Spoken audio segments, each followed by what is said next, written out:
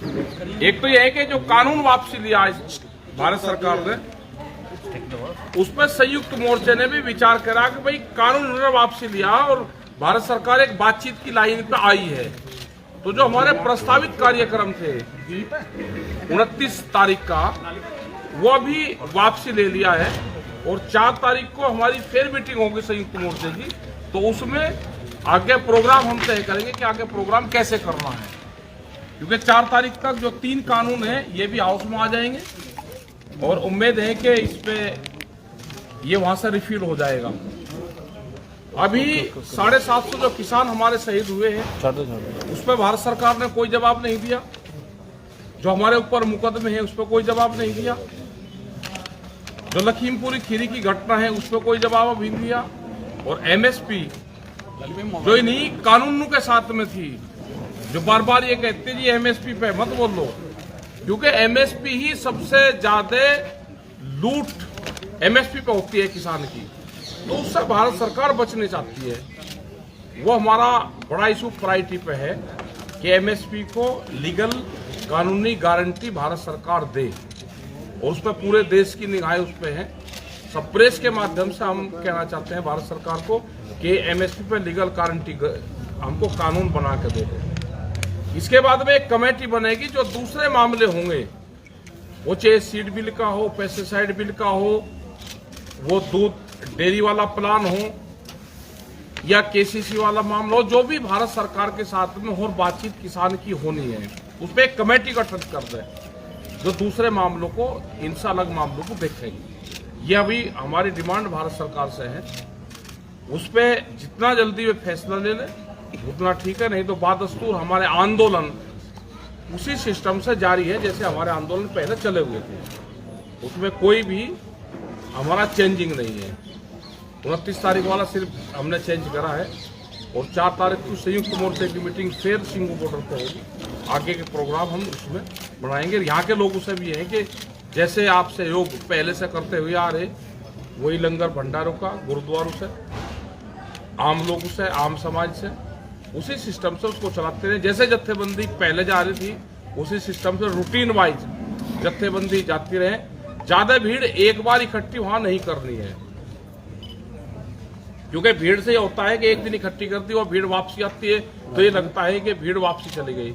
Routine के हिसाब से जैसे आपके चल रहे वो अपने प्रोग्राम 1-2 महीने के प्रोग्राम, 1 महीने का प्रोग्राम उसी सिस्टम से आप लगा ले पूरे दिसंबर तक के, फिर 1 महीने के जैसे रूटीन के लगते हैं लग जाएंगे। और हमारे साथी यहाँ पे हैं, अब हरिंदर जी हैं, हरिंदर लाल खोवाल जी जो अपने प्रेसिडेंट हैं यहाँ के, पंजाब के भी हैं, अपने और लोग हैं और संयुक्त मोर्चे के लोग यहाँ पे हैं, वे अपनी बात बताएंगे। जो आपका क्वेश्चन होगा, जिससे भी होगा, वो उस क्वेश्चन का जवाब दे देगा। हाँ, कैसा जो आज हरियाणा के मुख्यमंत्री मोदी जी से मिले हैं, बारे में जो सरकार कह रही, कल सोमप्रकाश कह रहे थे कि एमएसपी पर कानून नहीं बनाया जा सकता। क्यों? क्योंकि वो पहले ही 40 साल से कैसा सिस्टम चल रहा है, वैसे ही चलेगा। वो ये बताए ना भारत सरकार कि आप किसानों को लाभ देना चाहते हैं या नहीं देना चाहते। आप जो 3 कानून बनाओगे उसमें कहते हैं कि हम किसानों को लाभ देना चाहते हैं, किसान के फायदे कानून है। किसान ने तो एक ही चीज कहा कि जो भारत सरकार ने एमएसपी कहा उसको गारंटी कानून बना, हमें 50 वाला फार्मूला दे दो, वो नहीं दे रहे। हमको मार्केट रेट दे दो, वो नहीं दे रहे। तो इसका मतलब ये है कि अनाज को लूटने का प्रोग्राम भारत सरकार की सहमति से बनाया जा रहा है।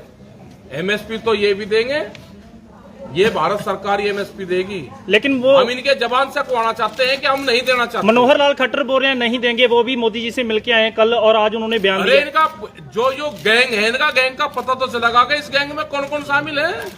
ये गैंग है, इनका गैंग का पता तो अभी चलेगा। इसका मतलब भारत सरकार और जो इस तरह की स्टेट गवर्नमेंट है वे इस गैंग में शामिल है।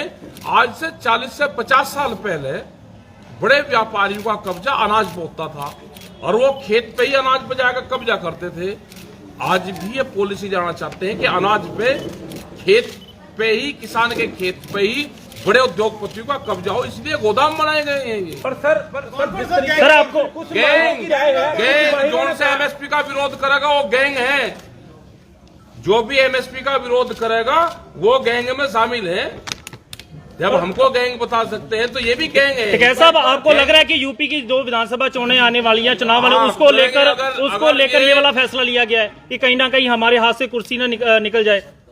चलो, वो उन्होंने जितना काम कर दिया उसको कर देने दो। वो कैसे कर दिया, किस हुनर से कर दिया? नहीं, वही डर था, डर वही था। क्या पता क्या डर था, किसी को डर। भागते के पीछे नहीं भागते हम, जो भाग गया छोड़कर मैदान उसके पीछे नहीं भागते।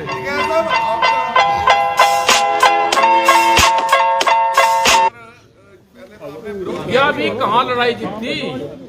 क्या एक कोरोना और 3 काले कानून एक बीमारी थी, उसके खिलाफ भी लड़ाई लड़ी गई, इसके खिलाफ भी लड़ाई लड़ी गई। या 1.5 साल में बीमारी आई, 1.5 साल में खत्म होगी, या कोई पुरानी नहीं थी। कोरोना के साथ ही आई थी। कोरोना के साथ आई, कोरोना के साथ में सबने जंग लड़ी, इस बीमारी के साथ में भी जंग लड़ी। सवाल ये है टिकैत साहब कि कब तक आपको लगता है कि सरकार अब इससे आगे जो किसानों को जो आपका जो प्रदर्शन है दोनों उसको या सड़क खाली करवाने, तो कब तक सरकार मान और करवा दो खाली सड़क, हम क्या मैंने कर रहे, करवाओ खाली सड़क। उसकी आपने उनको क्या डेडलाइन दी? हमने कोई डेडलाइन नहीं देते, हमने डेडलाइन देनी छोड़ दी है। कोई बातचीत का कोई प्रस्ताव आया उधर से आया या आपकी ओर से गया? भाई हमने चिट्ठी भेज रखी कि हम बातचीत करना चाहते हैं, लेकिन वे बात नहीं करना चाहते।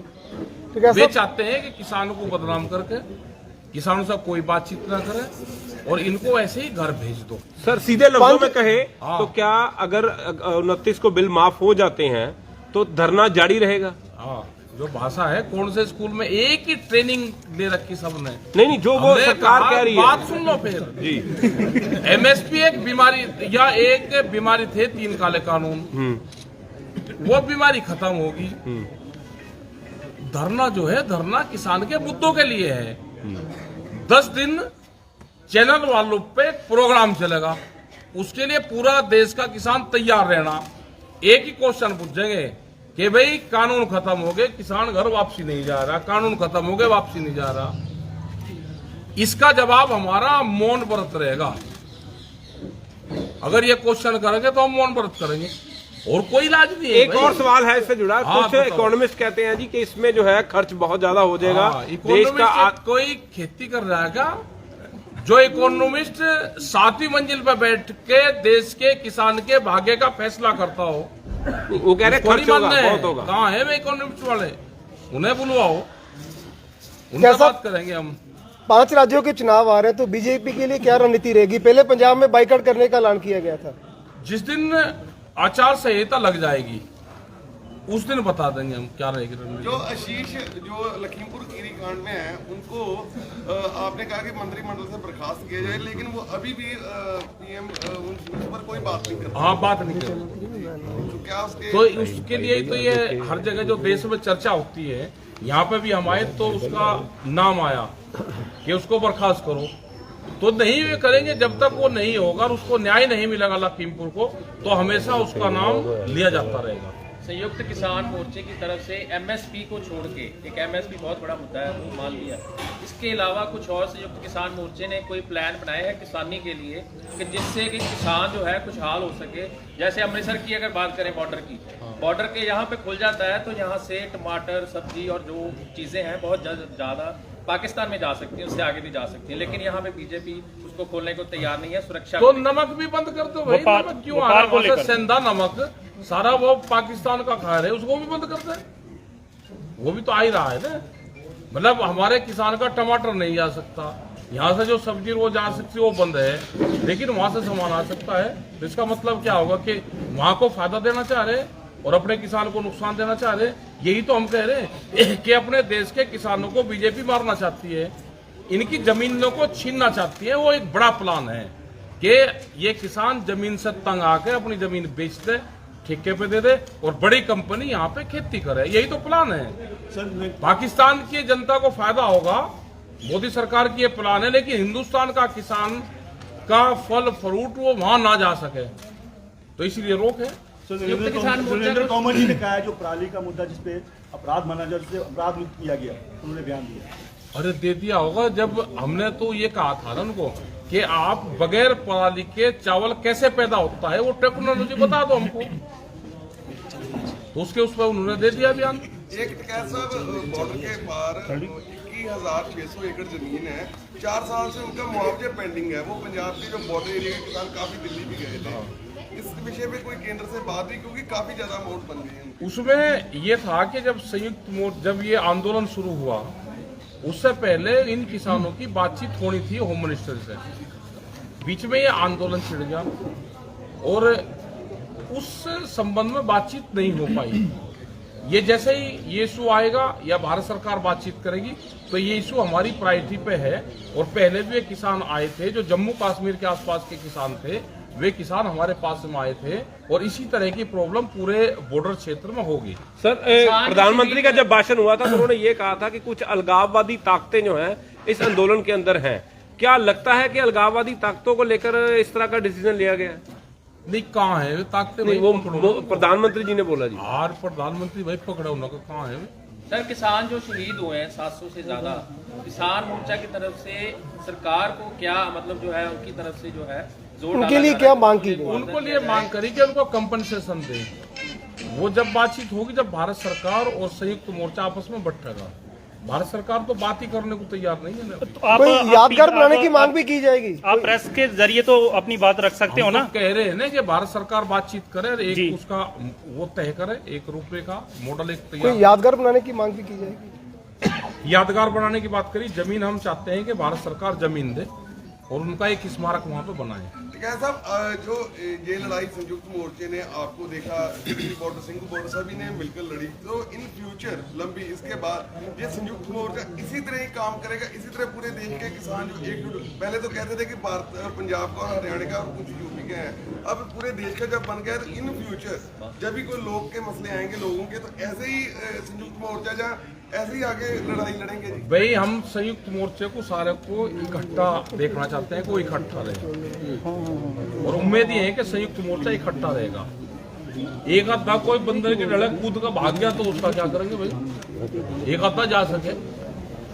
संयुक्त किसान मोर्चे का कोई प्लान है राजनीतिक जैसे चुड़ूनी साहब ने ऐलान किया है? कोई राजनीति का प्लान नहीं है। चुड़ूनी साहब बोल रहे थे ना। अरे हमने बता तो दिया, एक आधा फुदक जैसे भाई।